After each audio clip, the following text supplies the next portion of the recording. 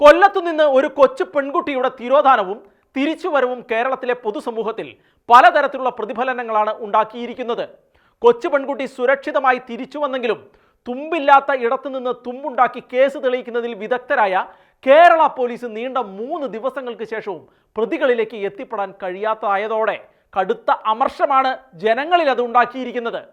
എന്നാൽ നിതാന്ത ജാഗ്രതയോടെ കണ്ണു തുറന്നിരുന്ന പോലീസിനെയും ട്രാഫിക്കിനെയും സൈബർ ഫോഴ്സിനെയും ഒരു നാടിനെ മുഴുവനും വിഡ്ഢികളാക്കിക്കൊണ്ട് ഓട്ടോയിൽ കുട്ടിയെ കയറ്റി ആളുകൾ തിങ്ങിയ സ്ഥലത്ത് കൊണ്ടുവന്ന് ഇറക്കി വിട്ട് നൈസായി സ്കൂട്ടായ പ്രതികൾ കേരളത്തിലെ നിയമ സംവിധാനത്തെ തന്നെയാണ് വെല്ലുവിളിച്ചിരിക്കുന്നത്.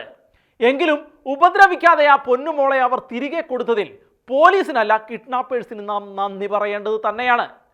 കുട്ടികൾ മിസ്സായത് സംബന്ധിച്ചുള്ള പോലീസിൽ രജിസ്റ്റർ ചെയ്ത കേസുകൾ അനുസരിച്ച് 48 ആൺകുട്ടികളും 12 പെൺകുട്ടികളും അടക്കം 60 കുട്ടികളാണ് കഴിഞ്ഞ 5 വർഷത്തിനുള്ളിൽ കേരളത്തിൽ മാത്രമായി തിരികെ ലഭിക്കാത്ത വിധത്തിൽ കിഡ്നാപ്പ് ചെയ്യപ്പെട്ടിരിക്കുന്നത്. ഈ കേസുകളിലെ സമഗ്രമായ വിശകലനങ്ങളിൽ നിന്ന് ഉദ്യോഗസ്ഥന്മാർ പറയുന്നത് ഇവരൊന്നും വെറുതെ വീട് വിട്ടു പോയി ഭിക്ഷാടന മാഫിയകളുടെ കയ്യിൽപ്പെട്ടത് അല്ല എന്നാണ്.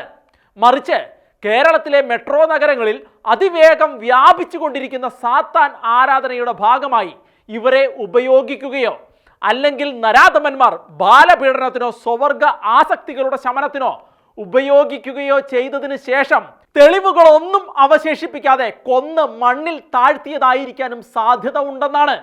ഏതായാലും ഈ 60 കുട്ടികൾ ഭൂമിക്ക് മുകളിൽ ജീവനോടെ ഉണ്ടെന്ന് ആർക്കും ഉറപ്പില്ല.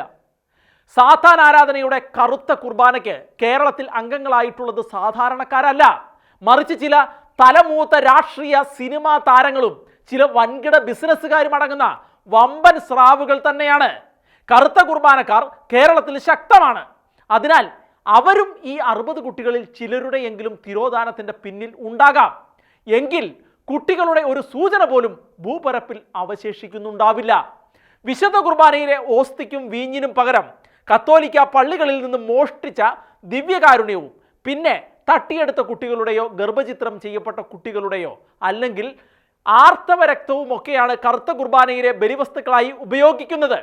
അതിനാൽ തന്നെ കുട്ടികളെ തട്ടിയെടുത്ത് കൈമാറിയാൽ ലക്ഷങ്ങളാണ് പ്രതിഫലം ലഭിക്കുന്നത്. ഏതായാലും തിരികെ കിട്ടാതെ പോയ കുട്ടികളിൽ 61ാമത്തെ ആളാകാതെ കൊല്ലത്തെ കുട്ടിയെ മാതാപിതാക്കൾക്ക് തിരികെ കിട്ടി. അതുതന്നെ വലിയ ആശ്വാസമെന്ന് ആശ്വസിക്കുകയാണ് ഇപ്പോൾ മലയാളികൾ.